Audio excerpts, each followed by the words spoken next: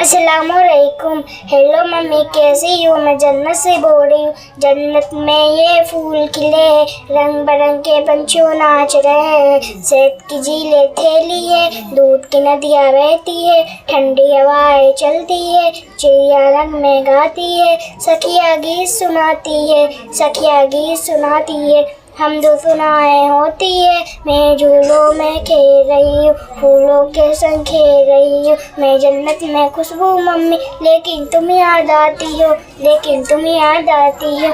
तुमने मेरे कैसे किया, चाकू चिमटा नस्तर काटा, मेरे बदन में घोंप दिया। मुझको तुमने, हाँ मुझको तुमने, मुझको तुमने टुकड़े टुकड़े करवाया, रेसा रेसा टिलवाया, खून में मुझको नहलाया, फिर गटर में पिघवाया। प्यारी मम्मी, अच्छी मम्मी, दुनिया जिसको कहते हैं, जहाँ पर इंसान बसते हैं, वहाँ पे कुत्ते बिल्ली को भी क्या ऐसे करता देखा है।